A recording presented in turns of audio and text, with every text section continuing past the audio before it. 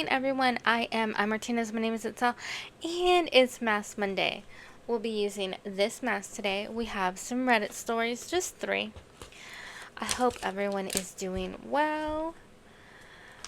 I could be better, but now that my kids are back in school, I think I'll have time. There was something that said, like I saw it on TikTok, that when you're going through a lot, like just like screaming into the void, or like if you've been like stopping yourself from really crying, to just let it all out. And it's very therapeutic, and it helps you like kind of let it go, in a sense of like it's not sitting on your chest anymore, so you feel better. I haven't been able to have that moment because my kids have been constantly around.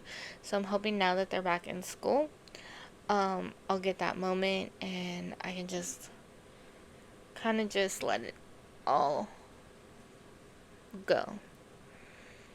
Because at the end of the day, what's going on right now, it's stuff that I don't have control over. It's kind of like things that you just kind of have to like live with, but there's nothing I can do to change what's going on because it's not my decision. It's out of my control.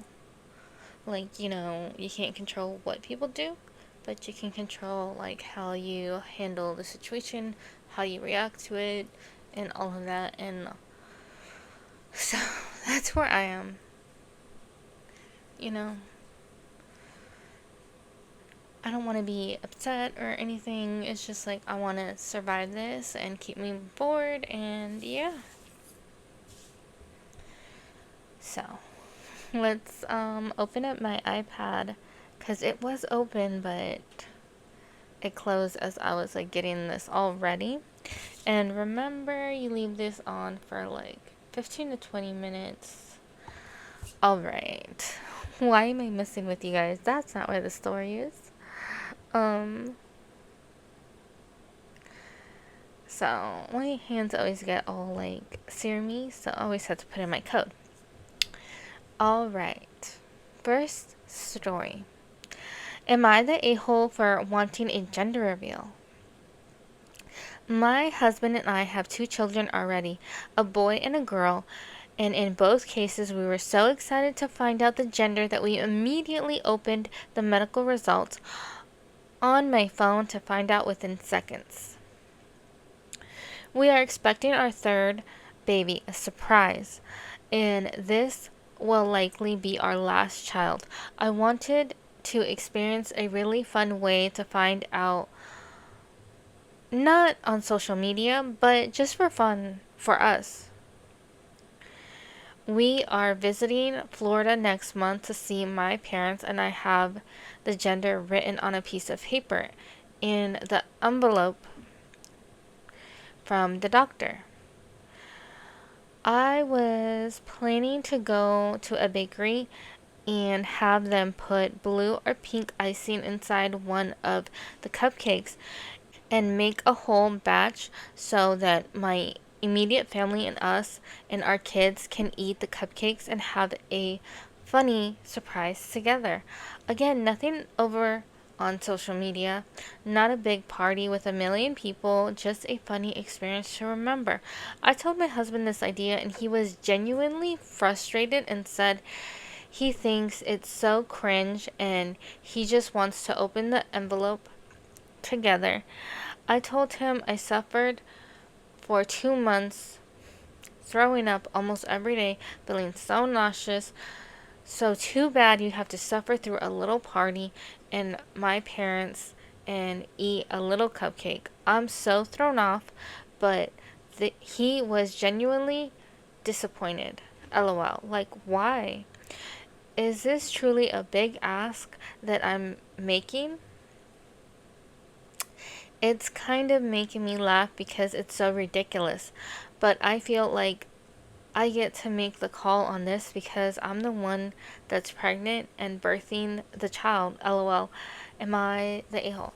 Honestly, NTA. I think like a lot of people want to do things a little differently when they feel like this is like their last child. Let's say they never had uh, a baby shower. So for their last and final child, they're like, yeah, I want a baby shower. It's different experiences like that. Like maybe they never had like newborn photography. It's their last child. They want to do it.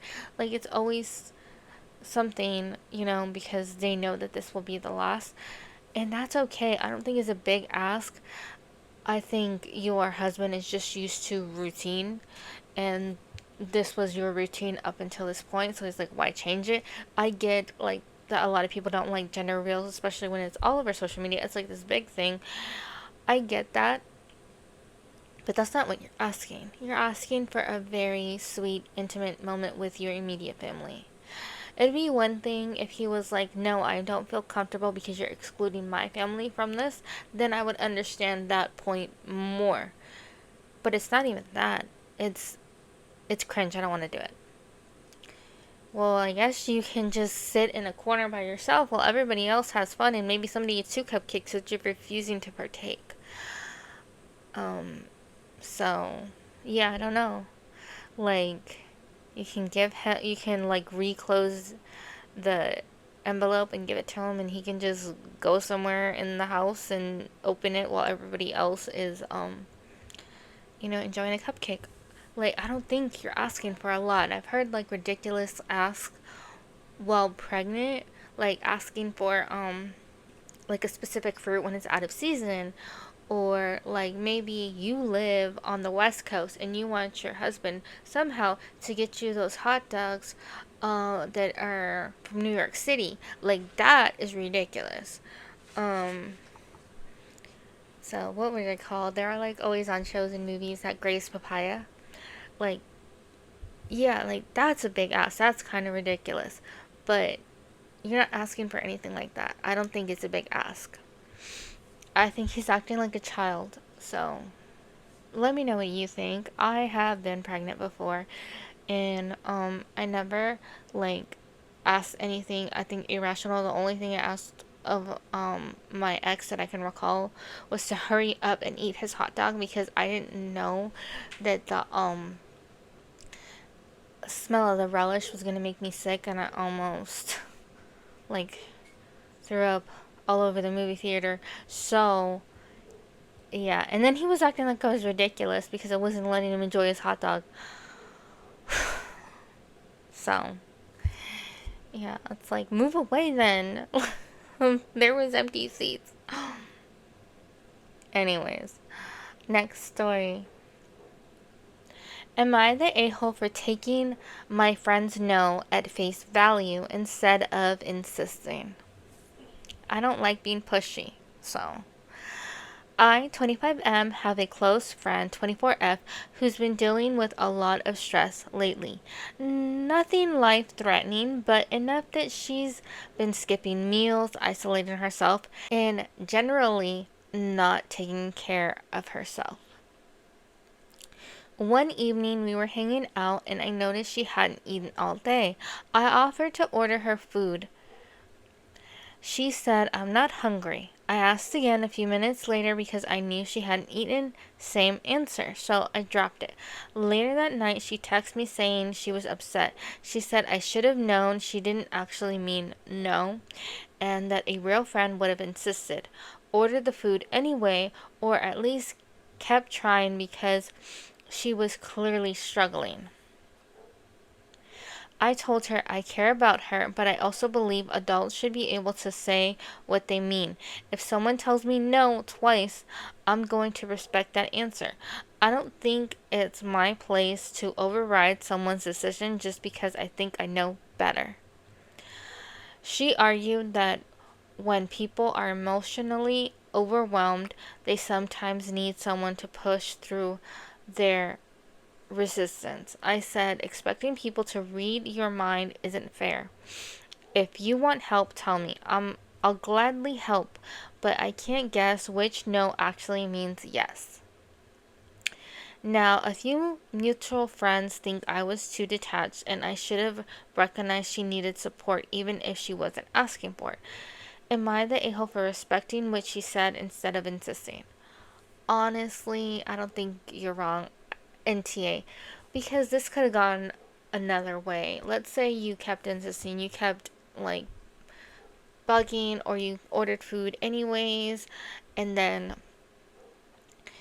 you know, she could have flipped it around on you. You should have respected my no. Who do you think you are? Like, I think this was a lose lose situation. I feel like this is an unhappy person.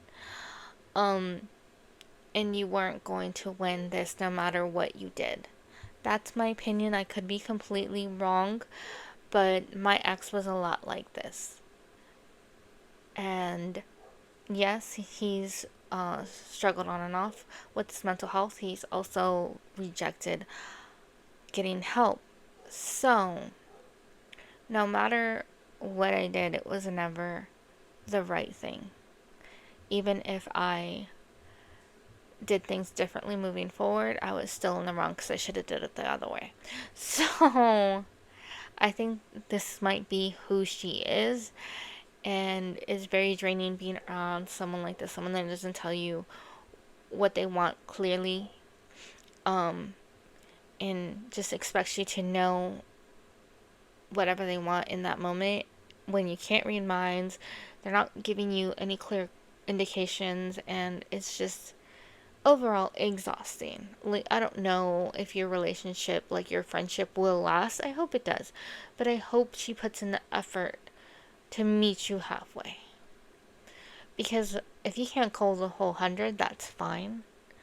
But don't expect someone to always go the whole 100 for you when you're not ever willing to give anything back. So, yeah, this was a little upsetting because it's like, as someone that really cares, I feel like I would have asked at least twice and then respected their no, and then like got backlash, you know? So, last and final story. Am I the a-hole for scolding a 4-year-old in front of her mother? For background, my daughter Addie, 4, has been attending preschool with Mia, 4, since August of last year. Since almost day one, Addie has come home and complained about Mia. Mia said my dress is ugly. Mia said I'm annoying. Mia won't let other kids play with me. Things like that. It has never gotten better. At first, it was really hard, but then Addie started developing a thicker skin. She stands up for herself, tells Mia she doesn't like it when Mia does XYZ, or just walks away. Some days it still makes her sad, but mostly she's okay. She does not complain about any other kid, only Mia. I've personally witnessed Mia doing this behavior, and not just to Addie, other kids too. Mia has gone up to Addie and whacked things out of her hand, covers her ears dramatically when Addie speaks, tells others not to play with her because Addie isn't cute. Only once has this happened in front of Mia's parents, her dad specifically, and he shrugged and said, "What can you do? Are you kidding? You can parent your kid." Now, now to where I might be the awe. Yesterday at the park near the preschool, my family was playing when Mia came with her mom. Addie was going to swing and Mia rushed over and grabbed the swing from Addie's hand. My husband was with Addie and told Addie to let it go and she could have a turn next. Mia begins to say no, she can't. I couldn't really hear anything else. Mia's mom eventually walks over to her kid. Within about 10 minutes, Mia has made 2 other kids cry already by calling them ugly and annoying and telling others not to play with said child. Then Mia turns to Addie, still happily on the swing, and starts shouting, "You're ugly, you're stupid," loudly. This time, Addie starts to cry. Mia's mom is sitting 12 feet away but doesn't get up. I walk up to Mia and in a stern mama voice said, Mia, that's not kind to say. Addie does not like it when you speak to her like that. Mia immediately starts whining that Addie's mom is mean and runs to her mom. Then Mia's mom got upset at me for yelling at her daughter. I didn't. And that I should never talk to someone else's child, especially when the parents are there. That's a job for the parents. I explained that Mia's words were hurtful and I would not sit by while it happened. I calmly told her that if it happened again, I would do the same thing. Another mom came over and also commented that Mia has been really hurtful to her son. Mia's mom didn't address any of this and said that Addie was the one who called Mia mean first. Apparently at the swings, didn't hear, though my husband later clarified Addie told Mia that Mia was being mean for refusing to share the swing. We went in circles, the mom blaming it all on my child. I didn't go into the history, and in a less than mature approach, I said something like, I see where Mia gets it from, and walked away. So, am I the a-hole? I did speak sternly to a 4-year-old, and I could have walked over to her mom instead. Maybe I'd do it differently. NTA. The mom had every opportunity to step in and correct her child, and she didn't. So this is a little different. I was at the park. The father of 2 girls that were playing with my kids at the park was either walking around the park or like 20 or more feet away. He was not anywhere near the children, and I was very close by. Like, let's say the play area is like right here, and I'm standing like right here where I can see my kids. I'm very close to them. So they're playing, whatever. One of the kids takes it too far and puts their hands and pushes my child. They didn't fall off of the play area. They were like going up the steps to go on one of the slides. But I stepped in and I immediately said, no, we don't do that. We won't put our hands. We don't push anybody. I don't know exactly my words because this was like 8 years ago. So I waited for a parent to come up to me to confront me because I said something to their kid and nothing happened. And the kid stopped. Yeah, because that's not okay. I don't care how you are at home or whatever, but you don't put your hands on my kid. When I'm right there and thinking I'm not gonna say anything. So, yeah. I don't think you did anything wrong. I think you handled it very well. And yeah, like, if you're not gonna parent your kid, keep them at home. Homeschool. Don't have them around other people, but they need to be around other people. Parents like that is what makes teachers' lives a little bit harder when they have to work really hard to correct this behavior. So, yeah.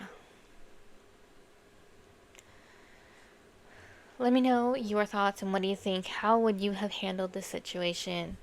Um, you know, if you were a parent, like when you were a parent, if you were like you have your grandkids, how would you handle it? Like going forward, what do you think is an appropriate response?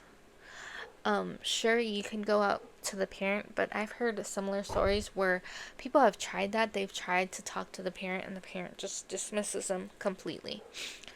There was a story recently where